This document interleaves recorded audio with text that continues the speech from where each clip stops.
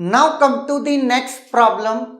In a k-way set associative cache, the cache is divided into V sets, each of which consists of k lines. The lines of a set are placed in sequence one after other. The lines in set S are sequenced before the lines in a set S plus 1. ये सिर्फ आपको समझाने के लिए है जैसा हम करते हैं. The main memory block are numbered 0 onwards.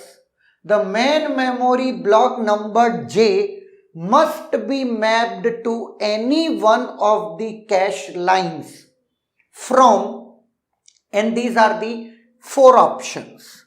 आप एक चीज बताइए, अगर मैं कोई भी J नंबर है आपका, यह आपका J ब्लॉक है मेन मेमोरी का, that is your main memory. Now अब मैं बात करता हूं, ये आपकी कैश मेमोरी है. क्लियर? चूंकि ये सेट एसोसिएटिव है तो हम नंबर ऑफ सेट से मॉड करते हैं, तो J मॉड V, क्योंकि यहां नंबर ऑफ सेट्स कौन है? V. Number of sets are V. Now और k-वे सेट एसोसिएटिव है, हर एक सेट में कितने ब्लॉक्स हैं? आपके k ब्लॉक्स हैं. नाउ ये आपके k हैं, लेट ऐसा मान लीजिएगा, ये k ब्लॉक्स हैं. नाउ अब इसने पूछा है कि आपका ये वाला जो ब्लॉक है वो कैश में कहां से कहां के बीच में रहेगा फाइनली.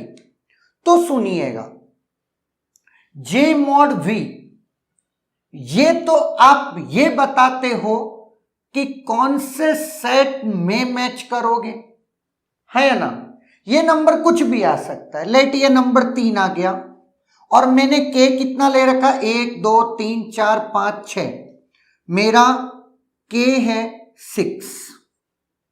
क्लियर है? नाउ अब अगर मैं कैश की नंबरिंग की बात करूं, कैश ब्लॉक्स की, तो कैश के ब्लॉक्स की नंबरिंग आप कैसे करोगे? तो आपकी स्टार्टिंग से चल रहा होगा और यहां पर मैं ये कह सकता हूं कि ये आपका 18, ये आपका 19, 20, 21, 22, 23, लाइक ऐसा चल रहा होगा. बात समझ में आई? नाउ हमने कोई भी जेथ ब्लॉक ऑफ मेन मेमोरी हमने ये कह दिया कि किसी सेट में मैप कर रहा है और वो सेट नंबर आपका क्या आ गया? 3. क्लियर है? तो सेट नंबर 3 लेट ये है, ऐसा अपन मान ले रहे हैं.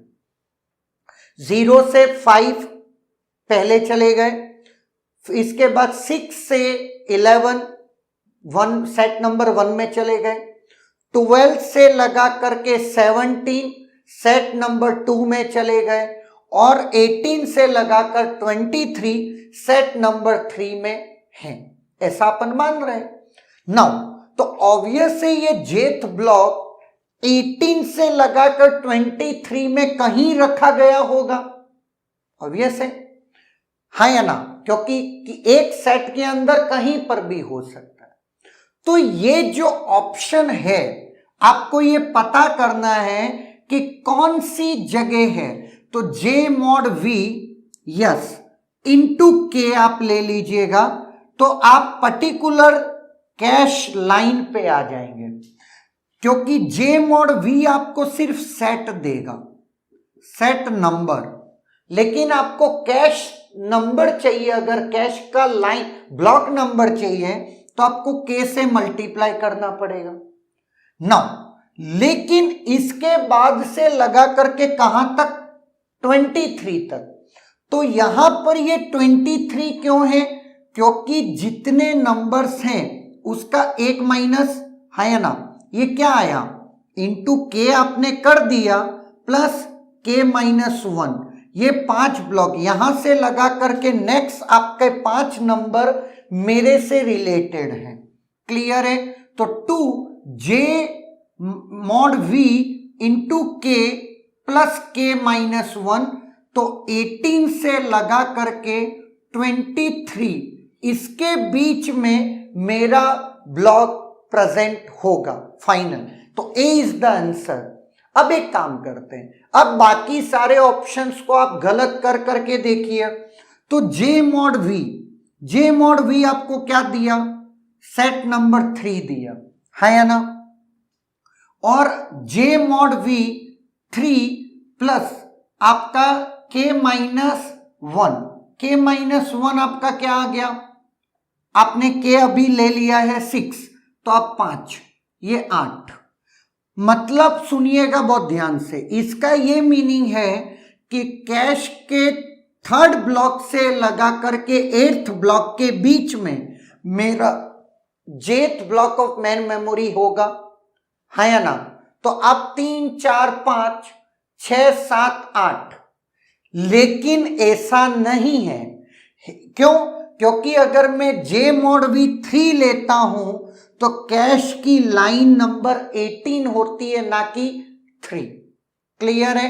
तो ये अगर आप मल्टीप्लिकेशन वाली चीज नहीं करते हो तो आपका बी ऑप्शन आ जाएगा, जबकि एक्चुअल में ये 3 जो वाली 3 लाइन है ये तो ऑलरेडी किसी और सेट में है ना? कैश की लाइन नंबर 3 सेट 0 का पार्ट है और कैश का लाइन नंबर 8 सेट 1 का पार्ट है या ना? Now B can't be the answer.